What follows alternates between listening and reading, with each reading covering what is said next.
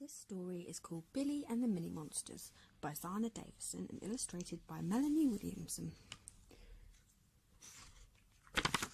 Chapter 1. The Footprints. Billy was trying to stay awake, because if he stayed awake, then maybe all the creatures of the dark wouldn't come. Billy imagined all sorts of scary things that might gobble him up in the dark.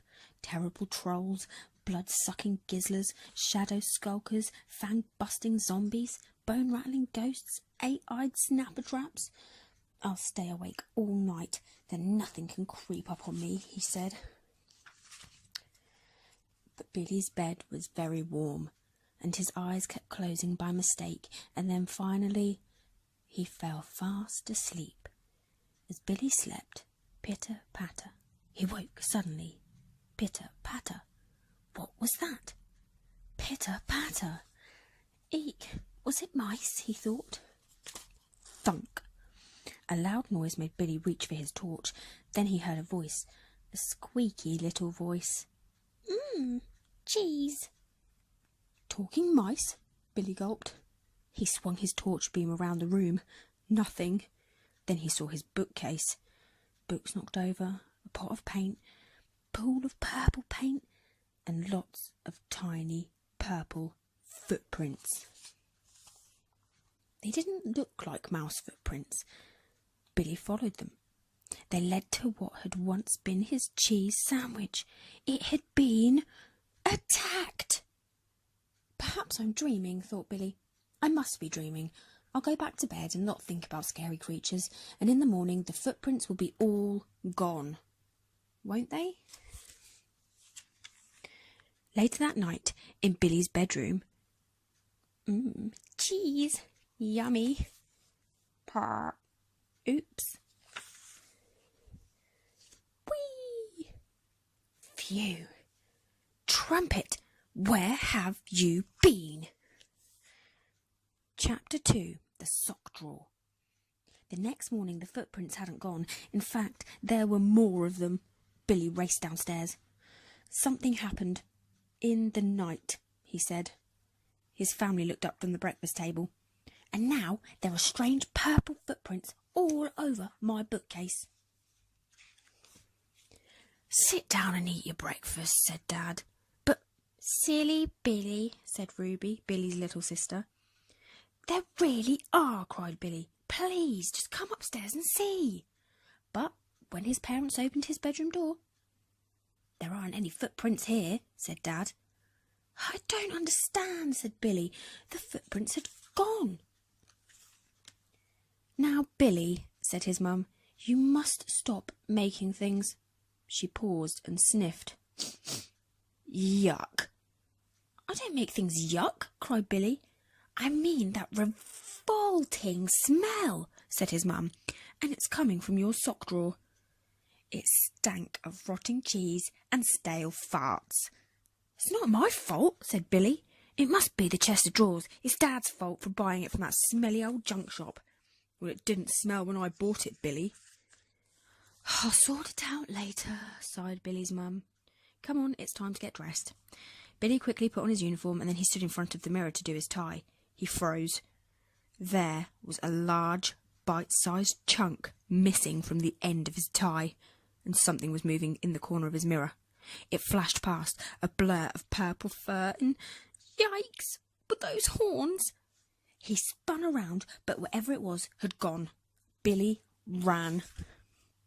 And after Billy had left... Uh-oh, I think he saw me. Fangface, what were you doing out in the daytime? Quick, let him in. It was the tie. I just love ties. Well, what do we do now? We lie low. But what happens if he finds us? We'll scare him away. But we're not very scary.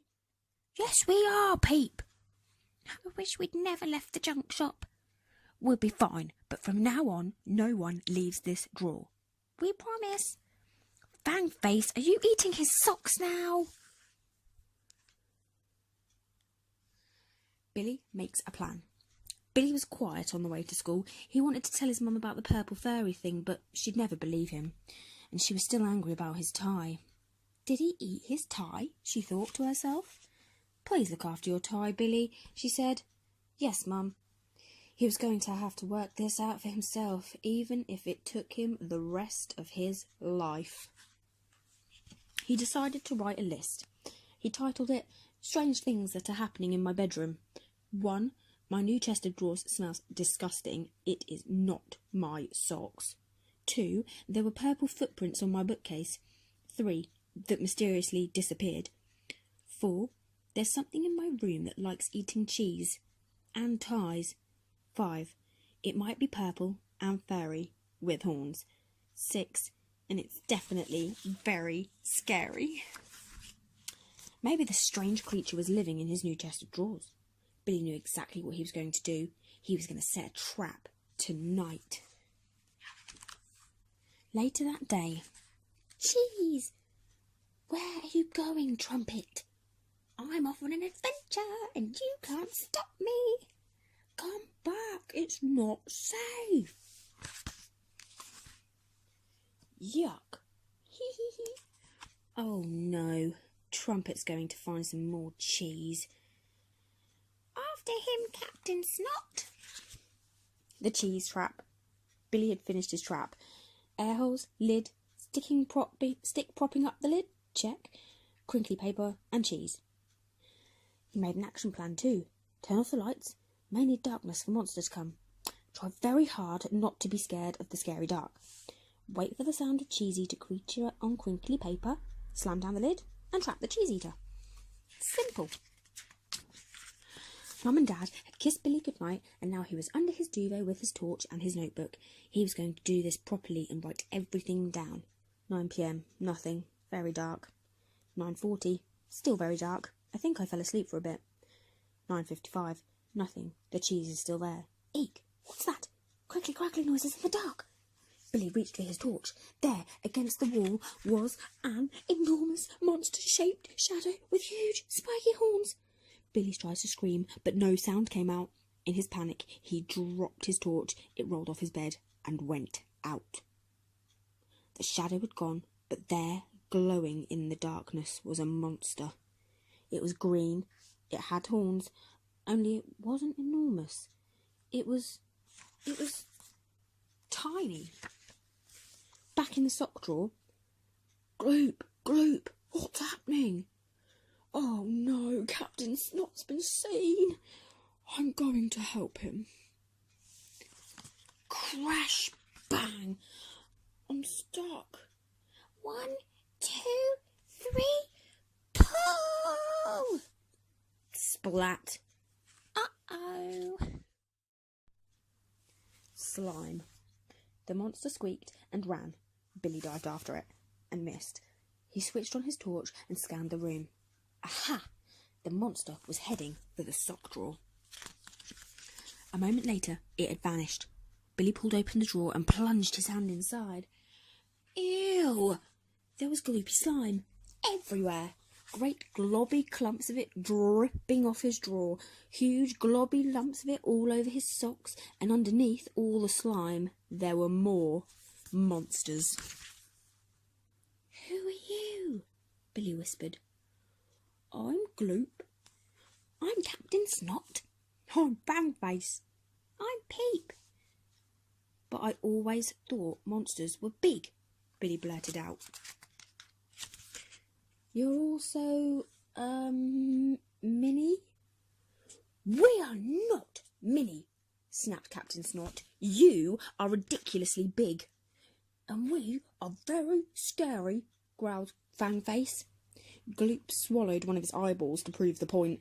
It re-emerged a few moments later on his left leg. We are monsters of the dark, Peep hissed and rose up into the air. Billy started to laugh. He had monsters in his room, only they weren't terrifying. They were actually really cute. Suddenly, Billy's bedroom door swung open. I heard some funny noises. Why are you out of bed, Billy? It had been one thing after another today, his mum went on. First, stories of footprints, then your tie, and that smelly drawer. It's time to sleep, otherwise you'll be tired in the morning, and I promise you there aren't any monsters under your bed. Billy's mum left. Just then there was a small toot, followed by a very stinky smell. "What's that whiff?" thought Billy. Then he remembered his trap. He raced over and opened the lid. "A fart monster? You're the reason my sock drawer stinks," he whispered to the little monster. The other monsters slowly peered out from the sock drawer. "That's Trumpet," sighed Captain Snot. "I don't always fart," said Trumpet. "Only when I've eaten too much cheese." "But what are you doing here?" asked Billy, carrying Trumpet over to his chest of drawers. "We live here," replied Captain Snot. "The sock drawer is our home."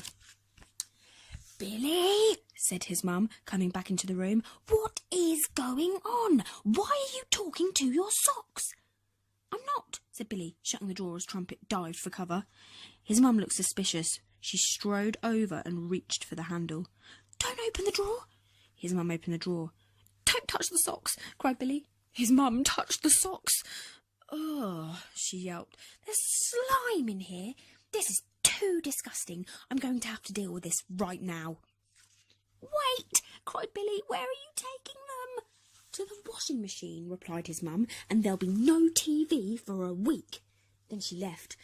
Billy looked over at Trumpet. A little tear slid down Trumpet's face.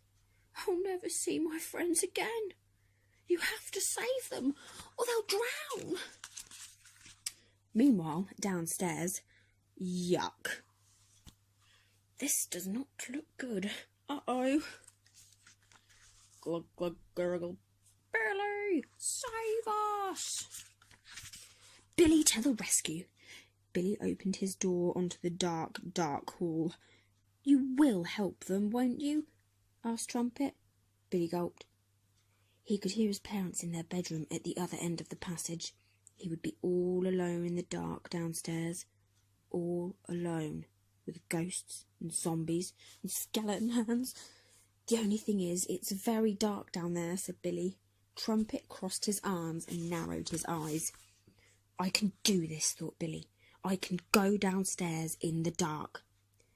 Slowly, he began to creep down the stairs. The floorboards creaked and groaned, and the wind whistled and moaned. "The dark is nothing to be afraid of.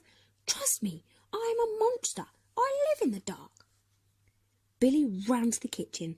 There were the mini monsters tumbling round in the machine. Billy pressed button after button. Beep, beep, beep. He pulled open the washing machine door, and water, soggy socks, and 4 wet mini monsters flooded out onto the floor. Billy looked at the mess and groaned. He was going to be in big trouble for this, but there was no time to clear it up. "Phew, we're free!" He scooped up the mini monsters and raced back to his bedroom. Billy tiptoed across the carpet and carefully placed the monsters in a comfy new drawer. "Thank you. In return for saving us, we offer you our secretary snot-toothed oath of devotion." Thanks? What's that?" "It means we will never leave you." "You saved us," explained Gloop. "Now it's our turn to save you." "We will come with you everywhere, to the school, to the park." "But I don't need saving," protested Billy, "and since you've arrived, I've been in even more trouble than usual." But the monsters weren't listening. They'd found some of Billy's t-shirts and were already settling back into their drawer. Just then, Billy's dad walked past his door. "Billy, you need to go to sleep." Billy clicked off his light, and then he grinned as he realised something. There was no light in his room, but he didn't mind. He wasn't scared of the dark anymore. A moment later, there was a small pop, followed by a terrible smell. Billy sat up in bed as 5 monsters emerged from the drawer. "Trumpet!" And then came a louder cry from his dad. "Oh, Billy, yuck! What a smell!"